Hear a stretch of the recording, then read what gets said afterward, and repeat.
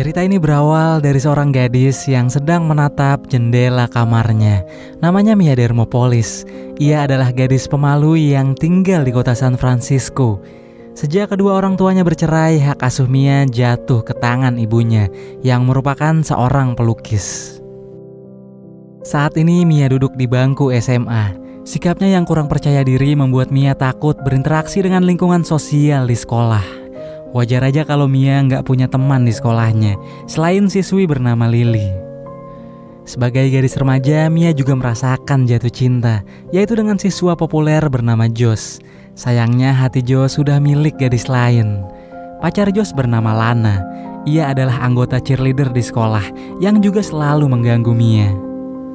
Hari itu sekolah mereka sedang mengadakan kompetisi debat dengan tema seragam sekolah. Dalam kompetisi itu, lawan debat Mia adalah Josh. Josh dengan lantang menyuarakan pendapat bahwa seharusnya di sekolah ada aturan menggunakan seragam casual. Pendapat Josh ini langsung disambut dengan sorakan serta dukungan dari semua murid, hingga pas tiba giliran Mia maju untuk memberikan sangkalan. I think casual. Ouch, she's gonna hurl. Semua murid balik menertawakannya. Sepulang sekolah, ibu Mia datang menemuinya dengan membawa kabar bahwa nenek dari pihak ayahnya telah tiba di San Francisco dan ingin bertemu dengan cucu semata wayangnya itu. Mia bingung kenapa tiba-tiba neneknya ingin bertemu, padahal selama ini sang nenek tidak pernah menghubungi Mia ataupun ibunya. Akhirnya keesokan hari saat Mia pulang sekolah, ia langsung pergi ke alamat yang diberikan ibunya dan tiba di depan rumah mewah tempat neneknya tinggal. Kedatangannya disambut hangat oleh kepala pelayan. Mia diantar masuk dan untuk pertama kalinya ia pun melihat wajah neneknya. Di sana Mia diberitahukan bahwa sang nenek adalah ratu dari kerajaan kecil di Eropa, yaitu kerajaan yang bernama Genovia. Serta alasannya ingin bertemu Mia adalah untuk menyampaikan kabar duka mengenai kematian putranya yang tak lain adalah ayah Mia dalam sebuah kecelakaan. Karena putra mahkota telah tiada, maka neneknya akan mewariskan tahta Genovia sepenuhnya kepada Mia selaku pewaris yang masih tersisa. Awalnya Mia nggak yakin dengan apa yang dikatakan neneknya barusan, tapi melihat sikap si nenek yang begitu serius, ia pun sangat terkejut dan masih nggak percaya bahwa dirinya adalah calon putri yang akan memiliki tanggung jawab besar atas suatu kerajaan. Neneknya berjanji sebelum Mia dibawa ke Genovia untuk memimpin kerajaannya, ia akan mengajarinya cara bersikap layaknya seorang putri, serta akan merubah penampilan Mia secantik mungkin. Namun Mia yang belum siap akan hal tersebut kemudian menolak dan melarikan diri. Setibanya Mia di rumah, ia marah pada ibunya karena selama ini ibunya menyembunyikan kenyataan bahwa ia adalah keturunan bangsawan. Ibunya kemudian bilang, setelah ia bercerai dengan ayah Mia, keduanya sepakat untuk membiarkan Mia tinggal bersama ibunya agar Mia kecil bisa memiliki masa kanak-kanak yang normal. Rencananya Mia baru akan diberitahu ketika usianya mencapai 18 tahun. Tapi dengan meninggalnya sang ayah, Mia pun akhirnya jadi tahu rahasia itu lebih awal, di usianya yang saat ini 16 tahun. Di hari berikutnya sang nenek menemui Mia dan ibunya. Nenek berniat akan segera mengumumkan Mia sebagai penerus kerajaannya kepada pers. Namun Mia dengan keras menentang niat sang nenek. Ibunya lalu membuat kesepakatan di antara mereka berdua. Mia akan tetap belajar menjadi seorang putri, namun setelah itu ia berhak menentukan pilihan, apakah dia ingin menjadi putri bangsawan atau tidak. Karena biar gimana pun di usia Mia yang baru 16 tahun, ia belum siap ditunjuk menjadi pemimpin suatu kerajaan. Setelah keduanya setuju, Ratu lalu mengenalkan Mia kepada kepala keamanan bernama Joe yang ditunjuk untuk menjaga dan memastikan keselamatan Mia sampai Mia dinyatakan sebagai putri Genovia. Untuk melakukan perjalanan ke sekolah, Mia difasilitasi sebuah limosin dari neneknya. Di perjalanan, Mia meminta Joe untuk menjemput sahabatnya, Lily, yang membuat Lily takjub saat Mia datang dengan mobil sedan paling mewah tersebut. Sepulang sekolah, Mia pergi ke tempat neneknya untuk memulai pelajaran pertamanya sebagai seorang putri. Melalui asistennya, sang nenek mencatat apa aja yang perlu dirubah dari penampilan Mia saat ini, serta mengajarkan cara bersikap yang harus dimiliki seorang putri. Sejak hari itu, setiap harinya Mia datang untuk belajar tentang semua etikat putri kerajaan.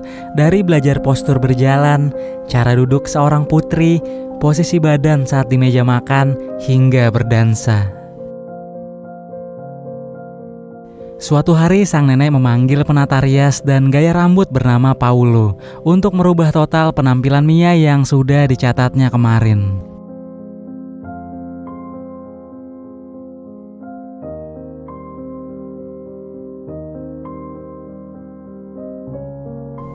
Kacamata tebal Mia juga diganti dengan lensa kontak, hingga setelah makeover selesai, Mia terlihat jauh berbeda dari sebelumnya, dan membuat Ratu sekaligus nenek Mia terkesan dengan penampilan baru cucunya, yang terlihat cantik dengan rambut indahnya. Keesokan harinya saat berangkat sekolah, Michael kakak Lily, yang juga satu sekolah dengan mereka, terpesona saat melihat kecantikan teman adik perempuannya itu. Namun Lily tidak begitu suka dengan penampilan Mia yang sekarang, karena dia pikir Mia merubah penampilannya hanya untuk mendapatkan popularitas yang tak pernah ia dapat di sekolah. Meski Mia sudah menutupi gaya rambut barunya dengan topi baket, Lily masih saja terus berkomentar. Akhirnya Mia terpaksa memberitahu Lily bahwa ia adalah putri kerajaan dan meminta Lily merahasiakannya dari teman-teman yang lain. Di kelas saat jam pelajaran dimulai, Lana memaksa Mia untuk melepas topinya. Mia pun nurut. Penampilan barunya ini bikin heboh satu kelas. Ada yang menyukainya, ada juga yang mengejeknya. Pada hari berikutnya, Michael berusaha mengajak Mia untuk ikut menonton latihan bandnya di hari Sabtu nanti.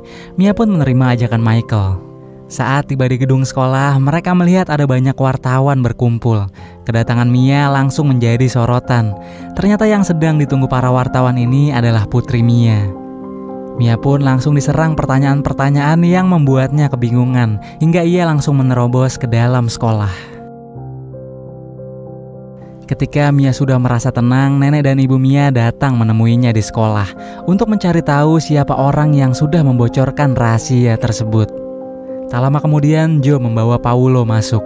Paulo mengaku bahwa yang telah mengatakan tentang Mia kepada media adalah dirinya. Ia melakukannya bukan untuk mendapatkan uang, melainkan ketenaran. Paulo ingin dunia tahu bahwa Mia bisa cantik seperti sekarang ini adalah karena polesannya.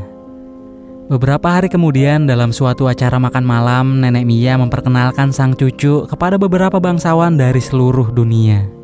Awalnya makan malam berjalan cukup baik, sampai secara nggak sengaja Mia membakar lengan baju salah satu tamu.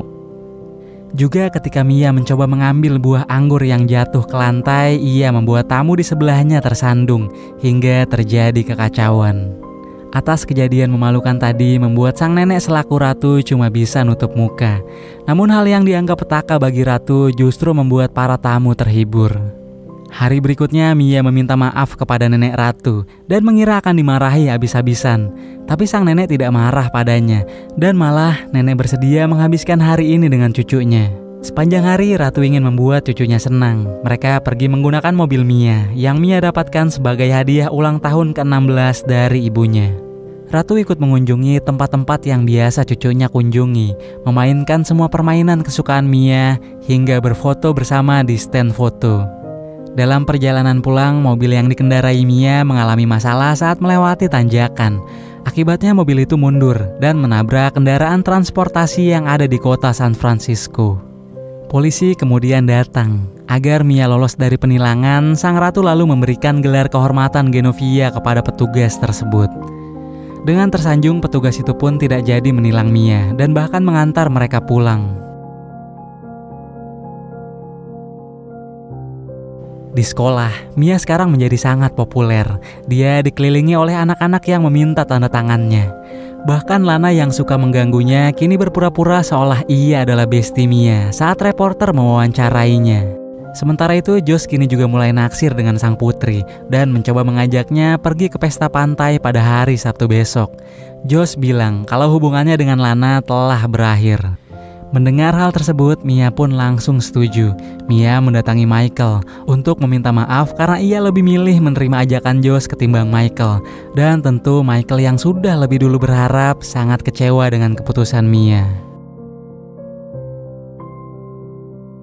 Di hari pesta pantai itu, Mia terlihat senang bisa berada di samping pria yang selama ini menjadi pujaan hatinya. Keduanya menghabiskan malam dengan berdansa sampai reporter datang mencari Mia. Josh membawanya bersembunyi di gubuk. Setelah keadaan dirasa aman, mereka pun keluar. Ternyata dugaan mereka meleset. Di saat banyak paparazi yang meliput Mia, Josh dengan paksa mencium Mia agar dirinya ikut masuk pemberitaan. Keesokan hari setelah kembali ke rumah dengan perasaan malu, Mia menangis di pelukan ibunya. Atas kejadian di pesta pantai tersebut, berita tentang kelakuan sang putri pun trending. Nenek Ratu kecewa. Mia meminta maaf dan mengakui bahwa dirinya tidak pantas menjadi seorang putri kerajaan. Meski begitu, Ratu masih akan mengajak Mia ke acara tahunan Genovia, dan Mia boleh membawa teman-temannya kecuali siswa bernama Josh. Setelah Mia pergi, Joe mencoba meyakinkan Ratu agar ia memahami sisi usia Mia yang masih remaja. Joe juga bilang, kemungkinan status sosial yang dimiliki Mia saat ini sengaja dimanfaatkan teman-temannya untuk pansos. Joe percaya Mia sudah siap mengambil tanggung jawab sebagai pemimpin negara setelah melihat kedewasaan Mia dari bagaimana cara ia menerima kritik dan meresponnya. Di sekolah, Mia juga meminta maaf kepada sahabatnya, Lily, karena telah membuat kakaknya patah hati. Meski Lily juga kecewa, namun sebagai sahabat, ia pun memaafkannya. Sebagai permintaan maaf, Mia mengajak Lily beserta Michael ke acara pesta tahunan Genovia. Di hari perayaan pesta Genovia yang akan digelar nanti malam, pagi harinya sang nenek menemui Mia di rumah untuk menyerahkan diary yang ditinggalkan ayah Mia sebelum kematiannya. Diary itu merupakan hadiah ulang tahun Mia yang ke-16. Neneknya juga bilang kalau ia akan tetap mengangkat Mia sebagai penerus kerajaan dan akan mengumumkan penyerahan gelarnya kepada orang-orang pada acara tahunan Genovia nanti malam. Mia yang mendengar hal itu berniat pergi jauh karena ia takut mengecewakan rakyat Genovia nantinya. Tanggung jawab yang akan diserahkan neneknya seolah masih terlalu berat baginya, sehingga Mia memutuskan buat kabur di saat acara tahunan itu berlangsung. Saat lagi mengemasi barang-barang ke dalam tas, kemudian ia menemukan sepucuk surat dari dalam diary pemberian ayahnya. Dan surat itu adalah surat yang dibuat ayahnya untuk Mia. My dearest daughter, today is your 16th birthday. Congratulations. I present you with this diary to fill the pages with your special thoughts of your wonderful life. Amelia, courage is not the absence of fear, but rather the judgment that something else is more important than fear. From now on, you'll be traveling the road between who you think you are and who you can be. The key is to allow yourself to make the journey. I also want you to know I loved your mother very much and still think of her often. Happy birthday, my Mia. All my love, your father. Setelah membaca isi surat tersebut, Mia tersentuh oleh kata-kata sang ayah. Ia jadi tahu pentingnya sebuah keberanian. Akhirnya Mia memutuskan untuk menghadiri acara tahunan Genovia. Gak peduli walau harus mengemudi di tengah kondisi hujan lebat dengan mobilnya yang beratap terbuka. Tapi nasib sial dialami Mia di tengah jalan. Mobilnya mogok. Ketika Mia mulai pasrah dan menyerah, Joe tiba dengan limusinnya. Ia diutus Ratu untuk menjemput Mia.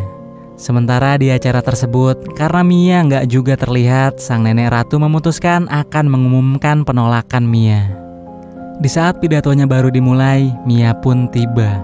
Dengan kondisi basah kuyup dari kepala sampai ujung kaki, dia mencoba berpidato di depan seluruh tamu yang hadir. Dan seperti biasanya, ketika berbicara di depan umum, ia gagap. Hello. I'm Mia. Tapi Mia berusaha mengingat kata-kata ayahnya dan membuatnya berhasil mengatasi rasa takutnya. Kata-kata yang diucapkan Mia terus mengalir hingga ia memberikan pidato yang menyentuh hati banyak orang. Ia pun secara resmi menerima gelarnya sebagai Putri Genovia, serta akan terus belajar dan berusaha agar bisa menjadi pemimpin yang baik bagi rakyatnya.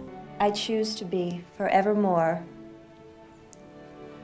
Amelia Mionette Thermopolis Rinaldi, Princess of Genovia. Setelah dinobatkan sebagai putri baru Genovia, Mia tampil mempesona dengan mahkota dan gaun princessnya. Ia kemudian mencari Michael untuk mengajaknya berdansa. Hingga akhirnya Mia mendapatkan apa yang tidak ia dapat dari pria lain, yaitu sebuah ciuman romantis.